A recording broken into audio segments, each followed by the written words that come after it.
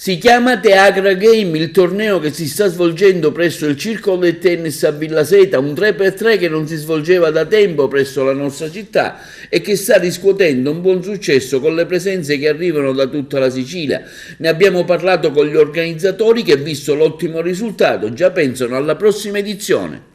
Abbiamo deciso di organizzare un torneo di basket 3 contro 3, di street basket, ci teniamo a sottolinearlo perché lo spirito è quella di rivivere un po' il gioco, anche un po' alle sue origini, soprattutto cavalcando l'onda della promozione della Fortitudo. È un torneo che abbiamo deciso ovviamente di dedicare ad Aitem Fatallà, che è sempre diciamo, ha occupato un posto importante per noi nella nostra crescita, e abbiamo deciso di dedicare a lui il torneo. Sono 4 giorni intensi dove 15 squadre si affrontano e alla fine vincerà soltanto uno. In più c'è anche una gara del tiro da 3, oggi ci saranno le finali, anche quella molto combattuta. Quindi un evento partecipato allora? Un evento molto partecipato, abbiamo trovato grande risposta sia dai giocatori, dalle squadre che anche dal pubblico.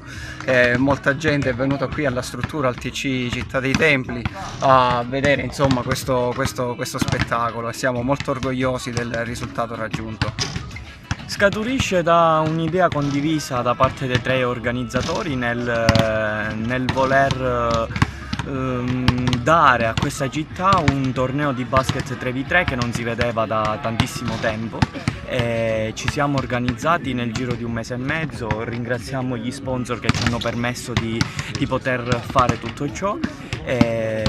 Siamo felicissimi della partecipazione di tutti, tante squadre, gente che viene da Ribera, da tutta la provincia, e speriamo che negli anni a venire possiamo replicare sicuramente, poter crescere non solo nella provincia ma anche in tutta la Sicilia. Ecco, come si caratterizza questo torneo?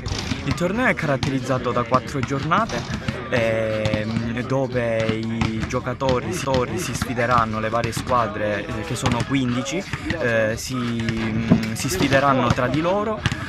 Giorno 28 ci sono i quarti di finale, mentre giorno 29, venerdì 29 ci saranno le semifinali e la finale.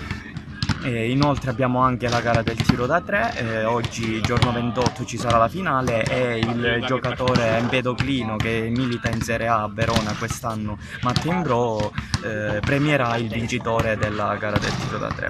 Sicuramente rispetto al tennis o al padel è uno sport di squadra, cosa che a me piace molto, per esempio stare insieme in una squadra, condividere gioie e dispiaceri.